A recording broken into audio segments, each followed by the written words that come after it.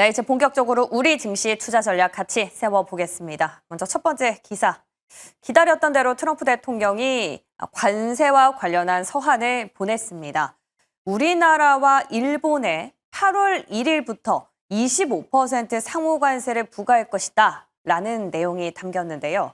자, 트럼프 대통령은 자신의 SNS에 우리와 일본에 보낸 서한을 이렇게 공개를 했고 뒤이어서 다른 나라에 보낸 서한도 게시했습니다. 특히 우리나라의 경우에는 정부가 또 주말 사이에 워싱턴 DC로 통상팀을 급한 상황에서 이렇게 상호 관세율을 통보한 건데요. 물론 8월 1일이라서 약 20일 정도 협상 시한도 남았고 지난 4월 달에 발표한 상호 관세율과 비교해보면 동일하다라는 점에서 그나마 최악은 피했지만 만약에 이 협상이 최종적으로 타결되지 않는다면 8월 1일부터는 자동차나 철강 같은 품목별 관세에 25% 상호 관세까지 더해져서 타격이 불가피하게 되는 겁니다. 비단 우리나 일본뿐만은 아닙니다. 말레이시아, 카자흐스탄, 남아공, 또 라오스까지 관세에 대한 불확실성이 다시 점화되면서 오늘 새벽에 뉴욕 증시는 일제히 하락했는데요. 자, 우리 시장도 같은 흐름을 보일까요? 아니면 다른 나라에 비해서 좀 낫다라고 해석을 할까요? 시장 방향성 전체적으로 점검해 보도록 하겠습니다. 자, 이처럼 관세에 대한 그림자가 다시 드리운 가운데 국내 주요 기업들 이를 대비해서 하반기에는 비상경영 체제를 강화할 걸로 전망이 되고 있습니다. 물론 이미 관세 영향권에 들었던 가전, 자동차 등은 2분기 영업이익이 일제히 두 자릿수 감소율을 기록하고 있는 상태인데요. 대표적인 기업으로는 어제 실적을 발표한 LG전자겠죠. 영업이익이 전년보다 무려 50% 가까이 급감을 한 걸로 나타났고 삼성전자도 약 40% 수준까지는 이익 하락이 예상되고 있는데요.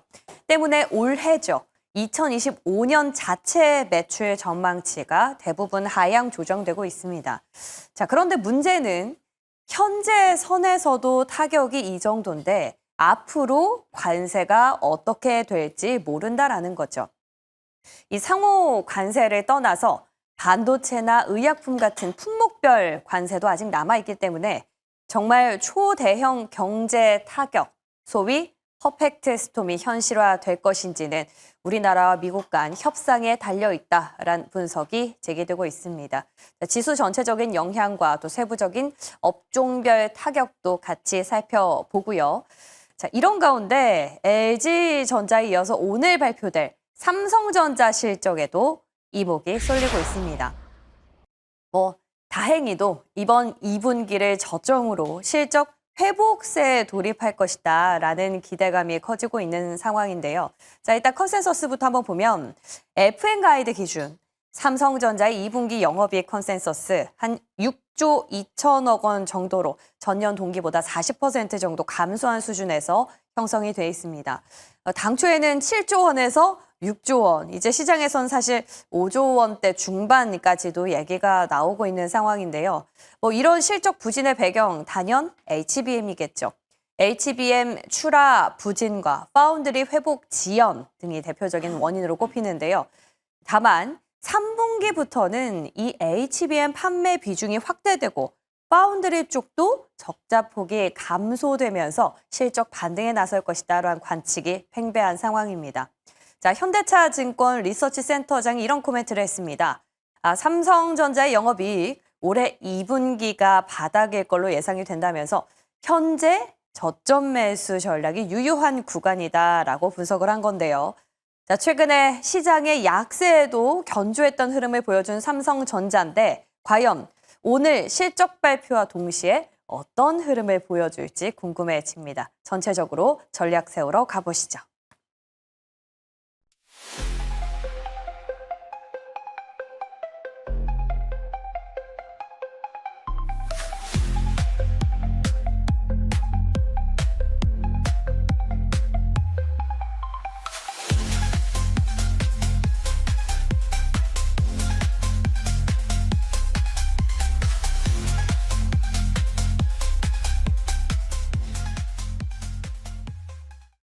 네, 화요일 아침입니다. 위즈웨이브 이권희 대표, MBN골드 조선일 매니저와 함께 전략 세워보겠습니다. 어서 오세요. 안녕하십니까? 네. 안녕하세요. 아유, 트럼프 대통령이 뭐 한마디만 했다고 하면 새벽이 너무 그렇죠. 예. 숨이 가빠서요. 예, 바빴습니다.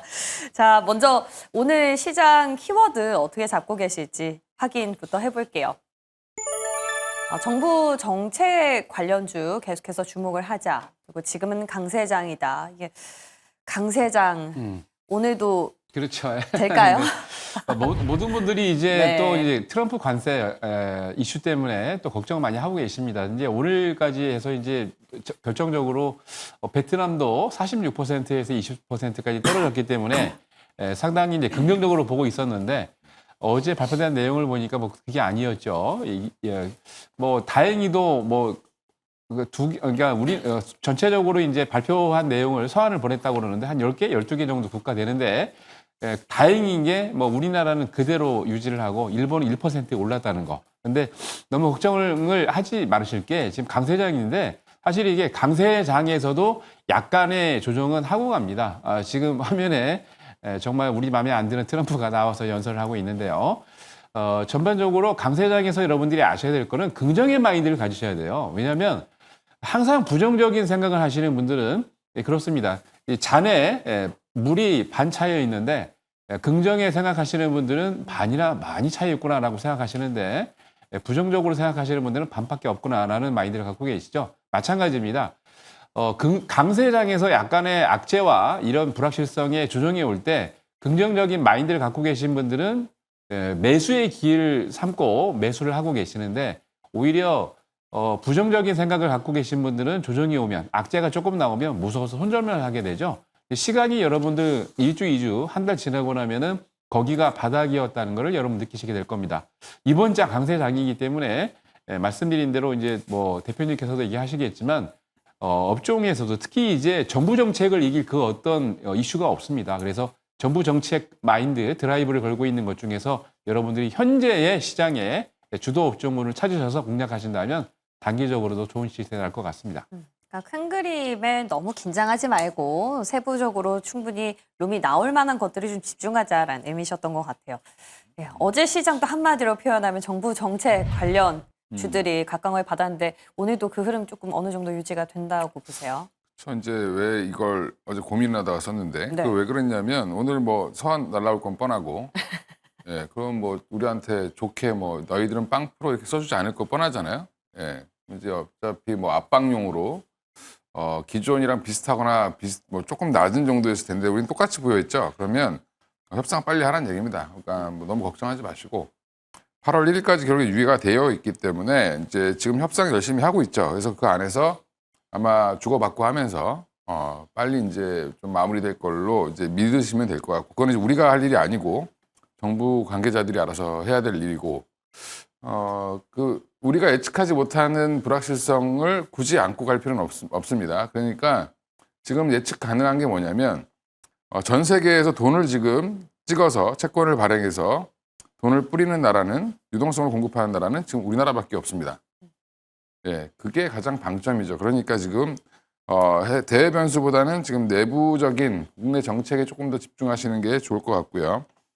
지역 화폐 활성화, 그다음에 어제 관련된 종목도 움직이는 거 보면 수출과 상관없는 내수주들도 많이 움직이죠. 예, 그런 쪽은 오히려 좀 피해가 좀 덜할 수 있으니까 지금 당장은 이제 수출 대형주보다는 이렇게 이제 조금 작은 종목이지만 국내 내수 관련된 종목들을 좀 보실 필요 있을 것 같고요. 스테이블 코인 가지고 이제 갑론을박이 많고 지금 언론은 이제 말하기 좋은 이창용 하는 총재 네. 얘기를 자꾸 받아 쓰는데 그분이 법을 만드는 게 아닙니다. 그분은 그냥 그 행정 관료죠. 그 얘기는 앞으로 법안이 어떻게 논의될지 모릅니다. 그러니까 자기 의견을 계속 얘기하시는 거예요. 거기에 너무 휘둘릴 필요 없고 결국에는 스테이블 코인은 갈 겁니다. 갈 건데 세부적인 법안 자체가 아직은 나오지 않았고 여러 가지 계속 이제 공청회도 하고 논의도 할 겁니다. 그 과정에서 아마 수정이 될 텐데 그 안에서 진짜 수혜주를 계속 찾는 과정은 이어질 거고요. 그거 다 되고 나서 하면 되지. 되고 나면 이미 그 주가는 저기 하늘나라 가 있습니다. 그러니까 미리미리 좀 찾으셔야 될 것 같다라고 말씀드리겠습니다. 어제 시장을 전체적으로 잘 리뷰를 해주셨던 것 같아요. 결국에 유동성의 중심에 우리나라가 있기 때문에 여기를 잘 봐야 되는데 자꾸만 시선이 한마디 한마디 이렇게 쏠리는 것 같습니다. 그 대표적인 한마디 오늘 또 관세 서한이었죠. 새벽에 또 우리나라와 일본에 대해서 8월 1일부터 25% 상호 관세를 부과하겠다라고 밝혔습니다. 트럼프 대통령이 SNS에 직접 관세 서한을 게시하기도 했는데요. 우리나라랑 뭐 일본뿐만은 아닙니다. 뭐 말레이시아랑 뭐 이렇게 쭉쭉 보니까 제가 4월 달 거랑 관세율을 비교를 해봤거든요. 그 전에는 24%, 37% 이랬는데 반올림을 하거나 내리거나 해서 그냥 뒷자리가 깔끔해졌더라고요. 뭐 어떻게 뭐 각국마다 달라지는 스탠스를 보이겠지만 근데 뉴욕 증시는 또 하방 압력을 받았어요. 그래서 우리 시장이 어떻게 움직일지 너무 궁금합니다. 미국 시장도 지금 고점 부근에 있기 때문에 뭔가 조정의 핑계라고 보시면 되고요. 이제 이게 관세 관련돼서 서한 보냈다라고 해서 만약에 미국의 물가가 올라갈 것 같고 뭐 여러 가지 이제 진짜 악재라고 생각을 했으면 한 2% 빠져야 됩니다. 근데 뭐 한 1% 내외 이 정도의 하락은 그냥 트럼프가 정당 만드는 이유만으로도 S&P 500은 뭐 빠질 수밖에 없는 상황이었고 이런 것들을 봤을 때는 이제 뭐 서한 의문의 1패를 한 것도 일본이죠. 24에서 20으로 내려간 게 아니라 25로 올라갔습니다. 그러니까 일본이 지금 약간 밑보였는데 어차피 이제 지금 25%는 중요하지 않다라고 보고 있고요. 왜냐하면 8월 1일까지 빨리 협상 내놔라. 나한테 좋은 걸 갖고 와야 내가 이제 25%에서 깎아주지 않겠냐 이렇게 지금 얘기를 하는 거고 지금 뭐 너무 그걸 우리가 이제 뭐 얼마까지 이게 줄어들까 이걸 예측하기보다는 25%보다는 무조건 줄어들 겁니다. 그렇게 보시고 네. 너무 그 부정적으로 볼 필요는 없을 것 같고요. 오히려 빨리 정해지는 게 좋으니까 어차피 8월 1일 안에는 끝나지 않겠나. 뭐 여름 휴가 갔다 오기 전 갈 무렵이잖아요. 고무렵이 다들. 예, 고무렵이면 해결이 되지 않겠나 생각을 하고 있습니다. 그래서 너무 이거에 대해서 뭐 이렇게 예측하고 뭐 대응하고 이게 아니고요. 그냥 이제 이것 때문에 빠지면 오히려 매수하셔야 된다. 이미 시장은 그거를 다 반영해서 주가가 움직였습니다. 그러니까 너무 이렇게 뭐 예전처럼 4월 달처럼 급락하면 어떡하지 이렇게 얘기하는데 뭐 그렇게 생각하실 필요는 없을 것 같습니다. 그리고 미국이 지금 이걸 하면서 언론에 보도된 거가 보시면 아시겠지만 보복 관세 부과하면 우리는 바로 더 부과할 거야. 뭐 이렇게 지금 얘기했습니다. 자기들은 부과하는데 니네는 부과하면 안 돼. 예. 뭐 1등 국가니까 그럴 수 있는 것 같긴 한데 좀 짜증이 나죠. 예. 한번 좀 지켜보시면 좋을 것 같습니다. 네. 어쨌든 전체적으로 지금 방향성은 잡혔습니다. 조금 하방 압력을 받으면 오히려 기회로 삼고 결론적으로 두 분 다 이제 긍정적으로 본다라는 쪽으로 지금 기운 것 같아요. 그렇다면 우리가 어떤 업종이랑 섹터를 보고 어떤 것들을 피해가야 되는지 잘 선별을 해야겠죠. 자, 대표적으로 좀 비상이 걸린 업체들부터 점검을 해보겠습니다. 바로 수출 업계겠죠. 일단은 2분기까지는 세이브했다. 2분기 바닥 잡고 3분기 턴어라운드 하면 괜찮은데 3분기도 여전히 타격이 불가피한 기업들이 있다라는 분석 기사가 있었습니다. 대표적으로는 자동차, 가전, 이미 품목별로 부과된 기업들, 그런 수출 업계들을 좀 보자라는 건데 어떻습니까? 어제 LG전자는 일단은 뭐 예상한 대로 나왔어요. 그죠? 그렇죠. 네. 어제 LG전자의 실적 가이던스를 발표를 했는데 와 46% 거의 50% 가까이 쇼크죠. 그죠? 쇼크 지금 보시는 것처럼 46점 몇인데 뭐 반올림 한 17%인데 감소를 해도 이렇게 감소를 할 줄은 몰랐습니다. 그래서 저도 어제 이 실적 가이던스 발표를 이후고 예상 실적이죠. 나온 거 보고 깜짝 놀라긴 했는데 그 정도로 지금 관세에 관련 이슈가 상당히 좀 심각한 것 같아요. 그래서 우리나라 같은 경우에 기본적으로 이제 보통 이제 이런 얘기를 할 때는 EBSI라고 그래갖고 수출 실적 지금 화면에 나옵니다. 보통 우리나라가 수출을 하는 품목 중에 주요 업종군이 15개인데 15개 중에 지금 100 미만이 좀 위험한 거거든요. 그러니까 100 미만이 뭐냐면 수출 실적이 별로 안 좋다는 얘기인데 가전은 이미 절반 반토막 났고 자동차 부품, 전기전자, 섬유의복, 철강까지 지금 그러는데 다행히도 한 5개 업종군들, 예를 들어서 지금 선박 같은 경우는 135가 넘었고 반도체도 147입니다. 그래서 15개 업종 중에 15개 정도는 그래도 디펜스를 하고 있는 거고 나머지 10개가 지금 약간 위험한데 그럼에도 불구하고 이런 추세는 문제가 이제 관세죠. 관세인데 관세가 지금 3주 정도 여유 있게 좀 미뤄지긴 했습니다. 우리나라뿐만이 아니고 우리나라 포함해서 56개국 그리고 EU까지 57개국인데 지금 현재 이게 타결된 거는 영국하고 특히 고무적으로 지금 많이 줄었던 거는 베트남인데 무려 한 6% 이상 그죠? 관세가 감소를 했는데 3주의 시한을 둔 거는 지금 우리나라에 기회를 준 거라 저는 보고 있습니다. 특히 이제 트럼프가 시한 발표 내용을 할 때 우리나라하고 일본을 미리 꺼내놓고 사실 가만히 생각해 보세요. 미국의 가장 아군은 영국과 우리나라와 일본인데 우리나라와 일본을 지금 화면에다 캡처해 놓고 그거를 강조했다는 얘기는 아무리 가까운 우방이라도 봐주지 않겠다는 입장을 보여주고 있지만 이게 원래 여러분들 뭡니까 딜을 할 때는 기본적으로 가장 압력하게 크게 소리 지르고 난 다음에 서로 이제 주고받고 하면서 이 딜을 하는 거죠. 그래서 트럼프는 이런 메시지를 보이면서 사실 3주 기간 동안에 분명히 이 감세 조치를 어느 정도 관세 조치를 어느 정도 좀 낮춰줄 것으로 예상을 하고 있고요. 저는 기본 관세 10% 외에 나머지 뭐 철강이나 기본적으로 25% 이상 주고 있는 것들을 10%까지 낮추거나 또는 뭐 이게 그렇지는 않겠지만 아예 없애는 게 아주 최선인데 10%까지 내리는 게 저는 최선이라고 보고 있고요. 이걸 위해서 우리나라 같은 경우는 지렛대로 말씀드린 대로 원전과 지금 조선 업종군들을 삼고 있고 대통령 같은 경우에도 한미 정상회담을 원래 준비를 하고 있다가 제가 2주 전에도 말씀드렸습니다만 7월 말이나 8월 초에 이게 딱 관세 유예 기간 끝나는 것까지 맞물리는데 아마 한미 정상회담을 할 가능성이 높습니다. 그러면 이때 본격적으로 논의될 가능성이 높은데 이거를 조금 여러분들이 준비하신다면 오늘면 관세 이슈 때문에 시장이 좀 흔들릴 수는 있습니다만 분명 좋은 쪽으로 제가 관세 결과가 날 것 같습니다. 너무 걱정하지 마시고 희망을 갖고 열심히 여러분 이번 장에 배팅하시기 바랍니다. 네. 자, 앞서서 LG전자에 대해서는 말씀 잘 해주셨는데 LG전자의 사실상 양대 맞수는 삼성전자죠. 반도체 대장이기도 하고 우리 시장 전체 인덱스격이라서 더 주목을 받고 있는데요. 뭐 어느 정도 삼성전자 실적에 대한 부분들은 예상이 되고 있습니다. 2분기 별로 안 좋을 것이다. 근데 우리가 3분기를 보고 가야 된다라는 입장들 많이 표명을 해주셨는데요. 어떻습니까? 실적 어떻게 전망하세요?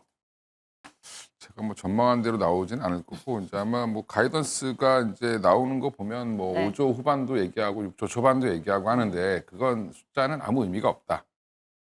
최근에 이제 외국인들이 7월 3일 날 900만 주를 사면서 끌어올렸던 이유는 물론 이제 이게 뭐 선물과 연결돼서 뭐 있을 수도 있겠지만 그래도 6만 원 위에는 안착을 시켜놓겠다라는 강한 의지를 보였던 거고 네.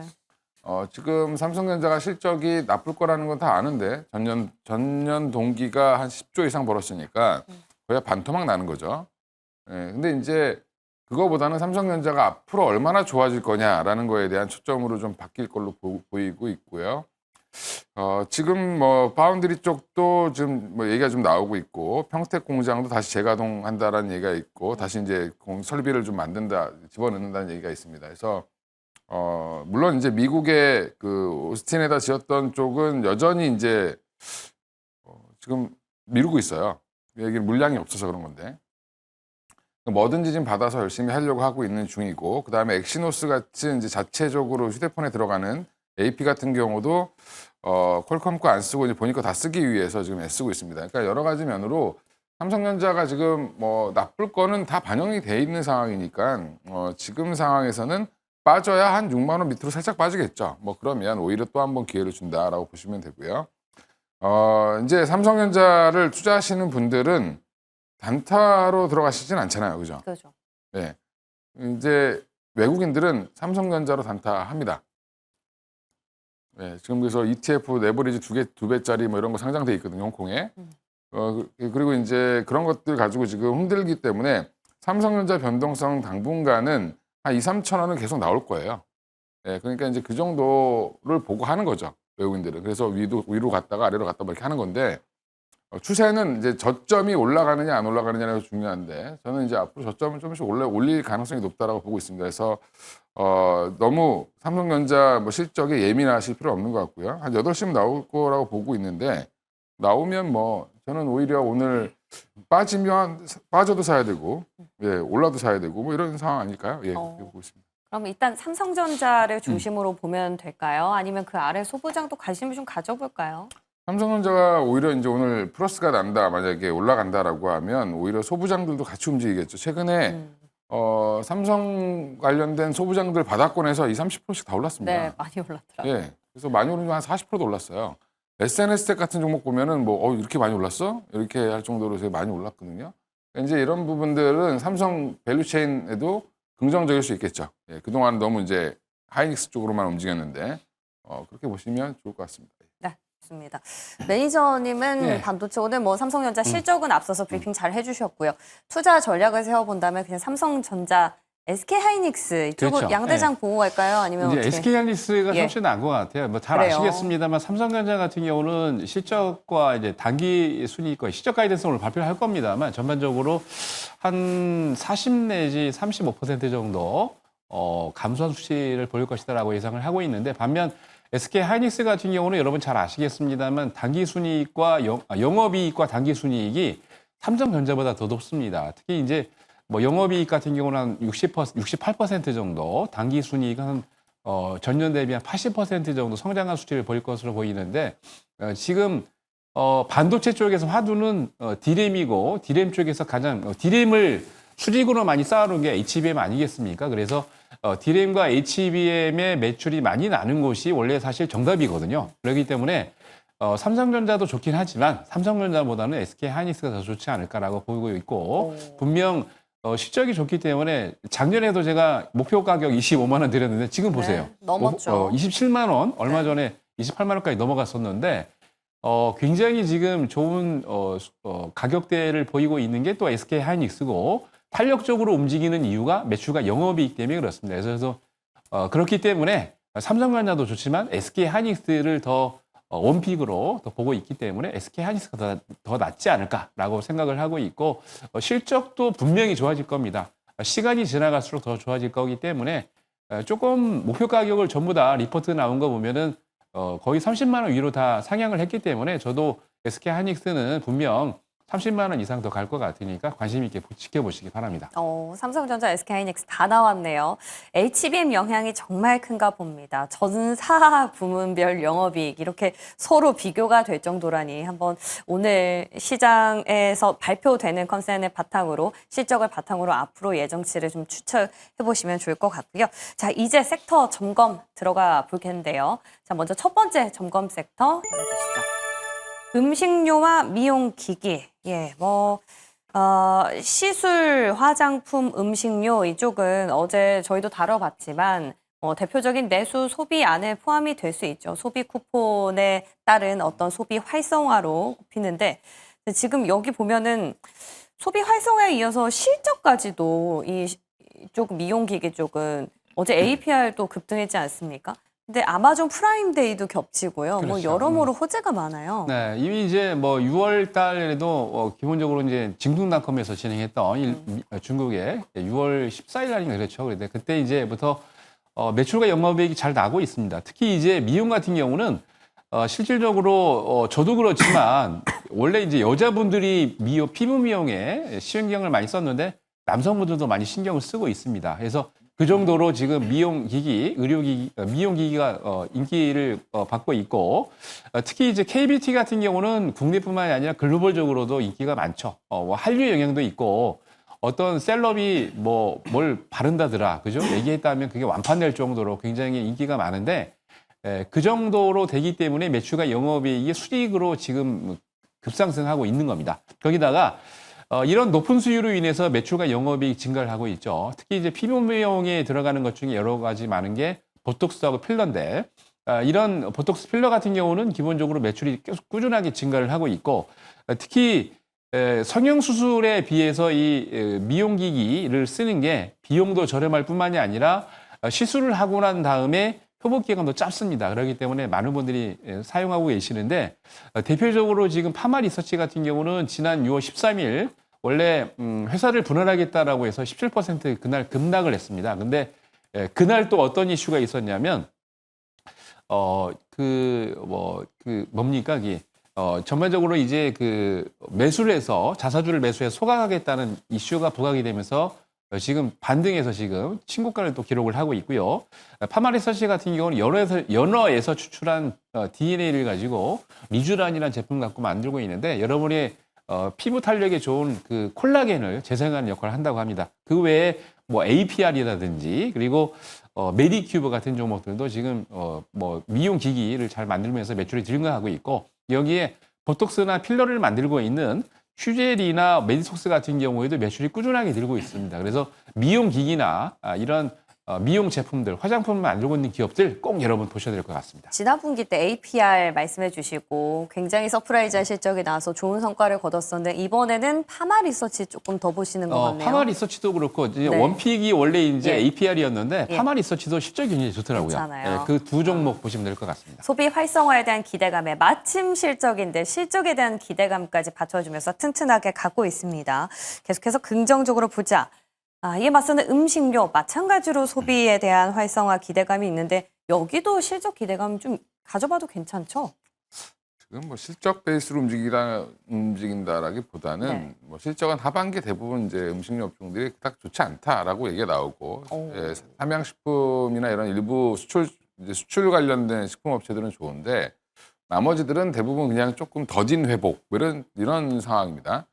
뭐 최근에 이제 빙과류로 주목받던 뭐 빙그레나 롯데 웰푸드 같은 경우도 하반기 전망은 조금 좀 뭐 소강 상태로 접어들지 않겠냐라고 했는데 중요한 건 이제 이 소비 쿠폰을 가지고 뭘 할 수 있느냐 네. 생각해 보면 15만 원 처음 주는데 15만 원 가지고 미용실 가서 머리 하면 되나요? 돈이 되나요? 안 되죠. 그러면 15만 원 갖고 뭐 하지? 생각해 보면 치킨 시켜 먹어야 되겠구나. 뭐 이렇게 될 거고. 아니면 편의점 가서 그래 맥주나 좀 잔뜩 사놓을까? 뭐 이 정도가 되지 않을까요? 그래서 오히려 이제 하이트 진로라든지 뭐 이런 그다음에 아이들 뭐 간식 이런 거 사는 거 이런 쪽으로 많이 쓸 가능성이 높고요.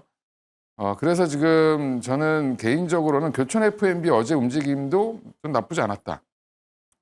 지금 치킨 한 마리 사는데 얼마 혹시 드는지? 요즘 많이 올랐더라고요. 한 25,000원까지 하던데. 그치, 23,000원에서 한 네. 25,000원, 뭐 배달비까지 하고 뭐 다른 거 사이드 메뉴 하나 시키면 32,000원 막 이렇게 나오더라고요. 비싸요. 예, 그러니까 이제 그거 한 4-5번 시켜 먹으면 끝나죠.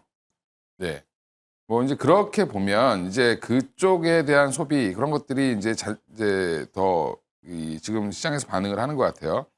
그래서 저는 오히려 이제 지역 화폐 효과가 승수 효과가 나서 이제 내수가 활성화되는 과정까지 가는데 시간이 좀 걸릴 수는 있겠지만 단기적으로 주식시장에서는 아마 뭐 교촌 F&B라든지 아니면 뭐 빙그레라든지 뭐 이런 하이트 진로라든지 아니면 편의점 관련주들도 이미 좀 많이 올랐습니다. 네. 네, 이제 그런 종목들은 단기 트레이딩 하면서 뭐 일단은 대응을 좀 해보시는 것도 이런 좀 어려운 시장에서 뭐 도움이 되지 않겠나. 지금 뭐 주가 막 올라와서 좀 쉬는 타이밍에 정책 효과가 있기 때문에 그나마 좀 뭐 매매할 게 좀 생기는 거죠. 이렇게 생각하시면 될 것 같습니다. 그러니까 좋은 팁을 주셨던 것 같아요. 앞으로 실적에 대한 보장이라기보다는 소비 쿠폰이 실제로 활용될 수 있는 곳으로 단기적인 매기가 들어올 것이다라는 겁니다. 트레이딩 관점에서 유효하다라는 입장으로 다시 한번 정리해 보고요. 자, 이제 다음 섹터 한번 볼까요? 제약바이오와 지역화폐. 예. 어제 저희가 소비 쿠폰 하면서 음식료 쪽도 다뤘지만 지역화폐 쪽으로 또 말씀해 주신 바가 있었는데 스테이블 코인이랑 사실 겹치는 기업들이 꽤나 많아요. 뭐 그렇죠. 굿콘, 뭐 다날 뭐 이런 기업들. 근데 어제 한컴미드는 또 상한가도 터치를 하고 이거 지역화폐랑 좀 겹친다면 당분간 또 갈까요? 그렇죠. 네. 뭐 스테이블 코인 관련주나 지역화폐주나 같이 갈 수밖에 없는 게 뭐 한컴미드가 어제 또 상한가 들어갔던 이유는 금을 베이스로 해서 이제 뭐 스테이블 코인을 만들겠다라는 이제 네. 발표와 함께 상한가 들어갔는데 이미 제가 지역화폐 관련해서는 6월 둘째 주, 셋째 주에 말씀을 드렸습니다. 이미 3주 전에 그때 6월 10일부터 원래 쿠콘부터 시작해서 코나아이나 쿠콘 등 지역화폐 대표주들이 그때 급등을 하고 난 다음에 급락이 나왔었거든요. 근데 걱정하지 말아라 라고 말씀을 드렸는데 쿠콘 같은 경우에도 뭐 4월 달에 추천드리고 수익도 많이 났었고 지금 또 어저께도 한 28% 급등을 했죠. 코나이 같은 경우도 6.64% 반등이 나왔는데 원래 이 이슈는 이재명 정부의 지역화폐 발행 확대 기조 때문에 그렇습니다. 사실 아시겠지만 지난 주말에 깜짝 놀랐던 거는 그렇게 열심히 일을 하는지 몰랐어요. 토요일 날도 와가지고 국무회의를 하고 있던데 31조 추경 예산을 발표를 하면서 지역화폐 관련된 얘기를 언급했기 때문에 월요일 날 급등이 나온 거고요. 그리고 두 번째는 이 지역화폐가 꼭 중요한 게 사실 이게 돈이 뭐 15만 원이 뭐 적다면 적다, 많다면 많다 할 수도 있는데 이게 뭐 대형 마트나 외부에서 돈을 쓰는 게 아니고 그 지역에서 돈을 쓸 수 있게 만들어 준 겁니다. 그래서 특히 이제 뭐 소상공인 같은 경우에 지역화폐를 쓰다 보면 어떻게 됩니까? 소상공인이 많죠. 뭐 지난달 같은 경우에는 지금 뭐 1인 소상공인들이 뭐 100만 개 이상 폐업했다고 그러는데 그런 분들이 지금 어떻게 돼요? 폐업하고 있는 게 매출이 안 늘고 있기 때문이고 실적이 없기 때문인데 매출 증대 효과가 있습니다. 가장 중요한 거는 국내에서 지역별로 이렇게 많이 소비를 하다 보면은 국민 소비가 약간 늘어나는 그런 경향이 있기 때문에 지출 경향이 높아지면 어떻게 됩니까? 전반적으로 매출 효과가 많이 증대되죠. 그래서 뭐 저소득층이라든지 소상공인 같은 경우에 충분히 파급 효과를 줄 수 있기 때문에 지역화폐, 디지털 화폐 그리고 가상화폐 관련 것들이 꼭 관련 있게 움직이기 때문에 보시면 좋을 것 같고요. 단기적으로 지금 무역관세 때문에 2, 3주 동안에 시장이 흔들릴 수 있습니다만 지역화폐나 디지털 화폐 그리고 가상 스테이블 코인 관련해서는 제가 보기에 충분히 아직 여력이 남아있다. 왜냐하면 미국 같은 경우에 7월 13일부터 19일까지 하원에서 통과를 해야 되고 7월 말일에 사인을 하면은 트럼프가 그러면 8월 1일부터 이게 적용이 되기 때문에 그렇게 된다면 충분한 여건이 있습니다. 관심 있게 지켜보십시오. 지난번 스테이블 코인 붐을 보면 카카오랑 LG CNS 같은 대형주 중심으로 움직임이 빨랐는데 이번에는 지역 화폐가 중소형주가 많기 때문에 이쪽으로 매개가 약간 쏠린 것 같아요. 다만 계속해서 긍정적이다라는 입장은 동일합니다. 끝으로 제약바이오인데요. 어제 알테오젠, 일동제약 뭐 각각 개별 호재가 있었죠. 근데 관세 리스크 앞서서 이제 뭐 바이오라든지 반도체는 아직 품목별로 안 나왔기 때문에 조금 주의는 해야 된다라는 입장인데 뭐 이렇게 전체적으로 말고 좀 선별적으로 봐야 될 것 같아요. 바이오는. 그렇죠. 일단 바이오 전반 제약 바이오 이렇게 묶어서 이제 뭐 싸잡아서 얘기하기는 좀 그런 게 제약주들은 여름에 원래 비수기예요. 어르신들이 약을 많이 안 먹습니다. 여름에는. 여름에요? 네, 원래 그래서 약국이 겨울 매출이 많은데, 어. 네, 그래서 지금 따뜻할 때는 많이 안 아프세요. 네, 밖에만 안 다니시면 됩니다. 더울 아, 때. 네네. 네. 그래서 이제 저는 이제 이거 약사들한테 들은 얘기여서 그렇게 말씀을 드리고 일단 제약회사 직원들도 그렇게 얘기합니다. 근데 그래서 이제 보면 미국의 노인분들이 자꾸 따뜻한 지역으로 이제 은퇴하면 자꾸 내려가시는 거예요. 이게. 근데 이제 이쪽 제약은 좀 제외하고 그러면 일동제약 같은 경우는 이제 기본적으로 이제 개별적인 이슈라고 보시면 될 것 같고요. 알테오젠도 사실은 근데 이게 시총 1위다 보니까 근데 최근에 근데 바이오가 안 좋았습니다. 한 번씩 이제 두들겨 맞았는데 알테오젠도 같이 왜 빠졌는지 모르게 빠졌다가 어제 갑자기 급등했는데 어제 이제 산도즈 관련된 소식이 들리면서 바이오시밀러 SC 한 10조짜리 시장 10조가 넘는 시장 2개 파이프라인을 이제 SC로 개발하겠다라는 얘기가 나오면서 사실은 이제 올랐는데 그 배경은 뭐냐면 산도즈가 노바티스의 자회사인데 유럽 쪽에서 주로 이제 바이오시밀러를 만드는 회사죠. 유럽은 임상 1상만 되면 SC 제형은 바로 팔 수 있습니다. 그러니까 임상하고 얼마 안 있으면 바로 약으로 나올 수 있기 때문에 지금 그 부분에 대해서 기대감이 반영이 된 걸로 보시면 되고요. 외국인들이 사서 올렸죠. 다시 지분율이 15% 이상이 됐다라는 게 되게 중요하고 예전에 최고로 많이 샀을 때 16%까지 샀습니다. 그러니까 그걸 넘기느냐가 아니라 고비일 것 같고 그래서 지금 단기적으로 급락한 이제 뭐 최근에 주로 리가켄 바이오라든지 뭐 ABL 바이오라든지 이런 종목들도 여전히 좀 주목해 보시면 되고 GI 이노베이션, 뭐 올릭스, 뭐 여러 D&D 파마텍도 마찬가지입니다만 지금 비만 치료제들도 한풀 꺾였잖아요. 조정받을 때 사셔야 된다 이런 종목들. 그래서 바이오는 전반적으로 긍정적으로 보는데 이게 뭐 지금 관세랑은 그닥 그렇게 상관이 별로 없어요. 예, 그냥 뭐 삼성 바이오로직스나 좀 상관이 있지. 삼성 바이오로직스도 뭐 만들어주는데 뭐 관세 부과하면 약간 더 달라고 그러면 되죠. 네. 예, 뭐 그러니까 뭐 별로 그런 건 신경 안 쓰셔도 된다. 그래서 바이오테크가 오히려 네.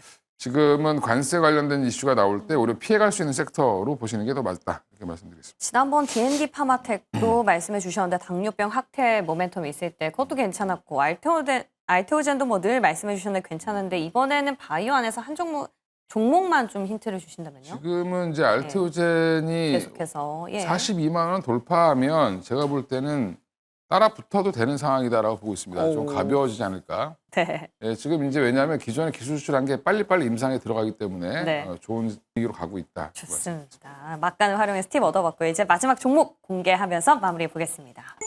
자, 파마 리서치에 앞서서 들어봤고요. 실리콘2를 가져오셨네요. 아마존 프라임데이 영향도 있습니까?